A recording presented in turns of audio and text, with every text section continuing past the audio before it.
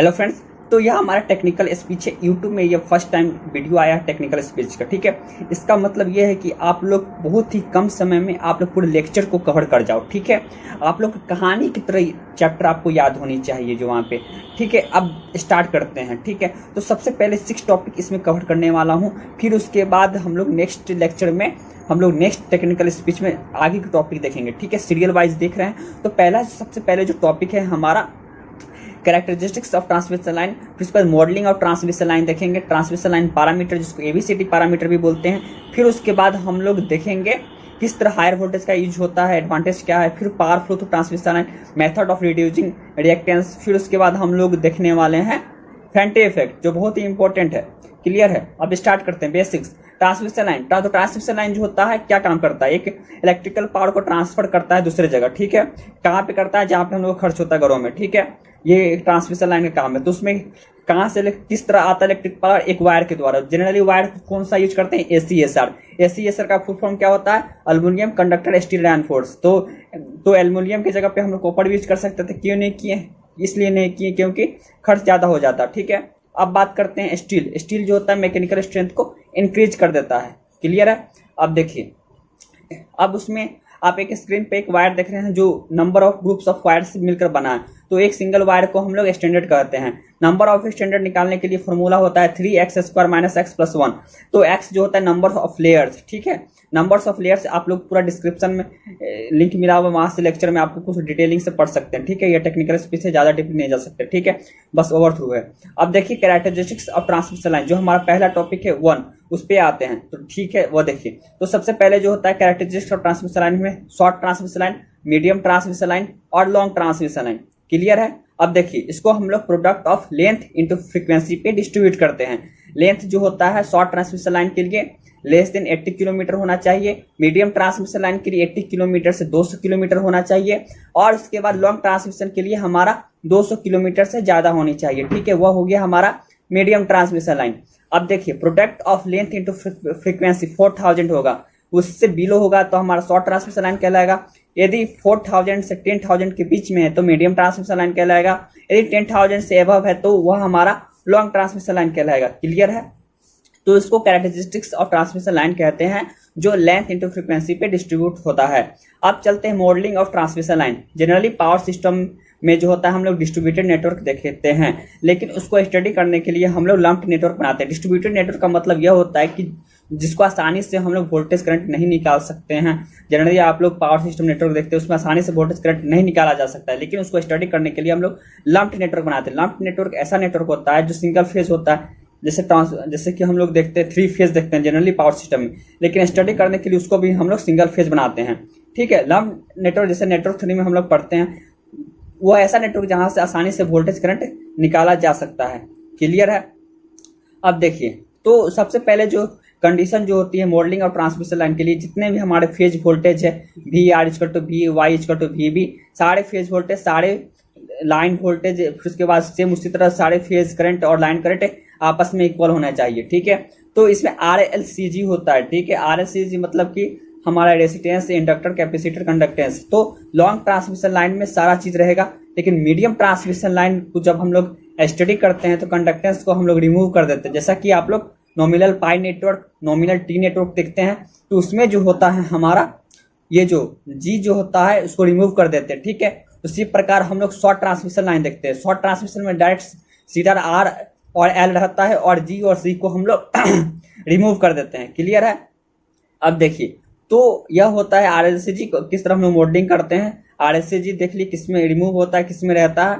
Short transmission, medium transmission भी हम लोग देख ली। अब आते हैं ABCD पैरामीटर, जिसको हम लोग ये कहते हैं। ठीक है, ट्रांसमिशन लाइन पैरामीटर भी कहते हैं। इसको थोड़ा ध्यान से देखिएगा क्योंकि ये इंपॉर्टेंट है, इससे क्वेश्चन बहुत सारे बनते हैं। ठीक है, अब देखिए, तो ABCD पैरामीटर और उसके बाद ट्रांसमिशन लाइन पैरामीटर जो होता है, सबसे पहले तो एक कंडीशन होता है सिमेट्रिकल होना चाहिए और रेसिप्रोकल होना चाहिए। सिमेट्रिकल के लिए कंडीशन होता है, जैसा कि 2 पोर्ट नेटवर्क में हम लोग पढ़ते हैं, इक्वेशन VS = AVR + BIR और IS = CVR + DIR। ठीक है, तो हमारा सिमेट्रिकल के लिए कंडीशन जो होता है A = D होता है, और रेसिप्रोकल के AD - BC = 1 होता है।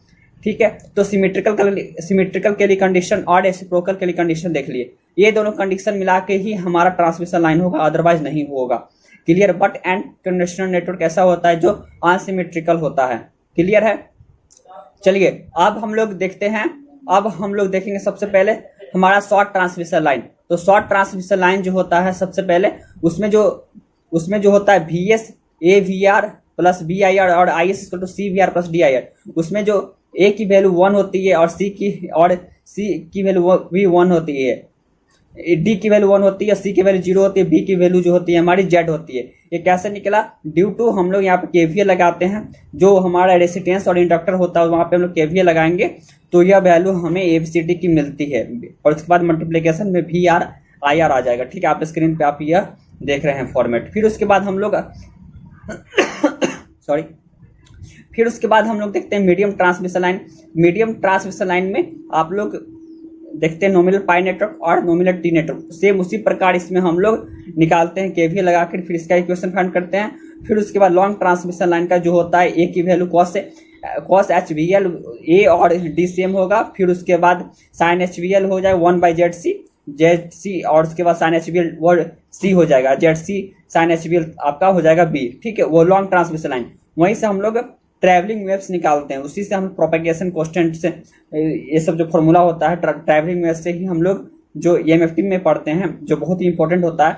तो वो पार्ट जो है लॉन्ग ट्रांसमिशन लाइन, यही इक्वेशन से हम लोग सभी चीज फाइंड करते हैं। ठीक है, जो ABCD ट्रांसमिशन लाइन का जो ABCD अभी हम कंसिडर किए। ठीक है, ये हो गया। अब चलते हैं power flow through transmission line पे थोड़ा बात कर लेते हैं। देखिए, पावर फ्लो थ्रू ट्रांसमिशन के लिए एक साइड हम लोग दे देते हैं सेंडिंग वोल्टेज, सेंडिंग करंट, दूसरे साइड हमारा रहता है रिसीविंग करंट, और उसके रिसीविंग करंट हो गया और उसके बाद रिसीविंग वोल्टेज हो गया। क्लियर है। उसमें हम लोग लोड एंगल ले लेते हैं। ठीक है, क्लियर है यहाँ तक। फिर उसके बाद हम लोग VS equal to AVR plus BIR, फिर उसके बाद IS equal to CVR plus DIR की मदद से उसको हम लोग वैल्यू पुट करते हैं और हम लोग इक्वेशन फाइंड करते हैं PS की, PR की और उसके बाद QS की और QR की। जनरली जो फॉर्मूला जो यूज होता है हमारे न्यूमेरिकल में वो शॉर्ट ट्रांसमिशन लाइन से ही पूछा जाता है।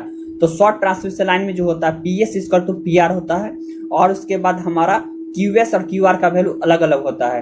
तो PS और PR जो होता है सेंडिंग पावर और रिसीविंग पावर जो होता है उसका फॉर्मूला जो होता है हमारा VS into VR upon XL into sine delta होता है। ठीक है, फिर उसके बाद QS जो होता है VS का square upon R minus VS into VR upon XL into cos delta होता है। और इसके बाद QR जो होता है VS into VR upon XL minus में आपका देखिए VS into VR upon XL cos delta minus VR का स्क्वायर हो गया। क्लियर है, VR का स्क्वायर आप लोग स्क्रीन पर देख रहे हैं। क्लियर है। अब उसके बाद देखिए ये हो गया power flow through transmission line. अब उसके बाद आप लोग नेक्स्ट देखिएगा जो एडवांटेज ऑफ हायर वोल्टेज क्या है। ठीक है सॉरी, अब एडवांटेज ऑफ हायर वोल्टेज क्या है। हायर वोल्टेज का क्या फायदा है?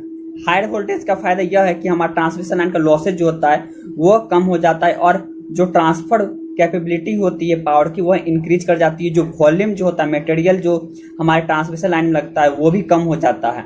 क्लियर है। और मेथड जो रिएक्टेंस जो होता है वो भी कम हो जाता है। कैसे कम होता है, कैसे क्या होता है वो सब देखिए। सबसे पहले जो है किस तरह हमारा पावर फ्लो ट्रांसमिशन लाइन जो है इंक्रीज कर जाता है, फर्स्ट पॉइंट है। तो कैसे इंक्रीज कर जाता है? P equal to VS into VR upon XL होता है। तो as increases in voltage that's why automatically हमारा पावर भी इंक्रीज कर जाएगा। पहला पॉइंट क्लियर है कि वोल्टेज इंक्रीज करेगा, हायर वोल्टेज होगा तो पावर भी हमारा इंक्रीज कर जाएगा। अब आते हैं सेकंड पॉइंट, किस तरह लॉसेस कम होगा। लॉसेस के लिए फॉर्मूला होता है P equal to I square into R। Clear है, सभी जानते हैं। और power equal to VI cos phi होता है। यहाँ से I का वैल्यू निकाल लेंगे और पुट कर देंगे तो यहाँ इन्वर्सली प्रोपोर्शन हो जाएगा। पावर के जो होता है इन्वर्सली प्रोपोर्शन के फॉर्मूला में आ जाएगा। क्लियर है। तो इन्वर्सली प्रोपोर्शनल में आ जाएगा जिसके कारण से हमारा जो है इन्वर्सली प्रोपोर्शनल में आ जाएगा, जिसके कारण से हम लोग जैसे जैसे इंक्रीज करेंगे वोल्टेज को वैसे वैसे हमारी लॉसेस कम हो जाएगी।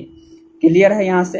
अब देखिए अब वॉल्यूम भी यहाँ से हमारा कम हो जाता है। सेम वही इसकी और फर्स्ट वाले इक्वेशन सेकेंड वाले इक्वेशन की हेल्प से हम लोग फाइंड कर लेंगे किस तरह हमारा वॉल्यूम कम हो जाता है। फिर किस तरह हमारा रिएक्टेंस कम होता है तो वो देखेंगे। पहला जो है हमारा ये क्या कहते हैं डबल सर्किट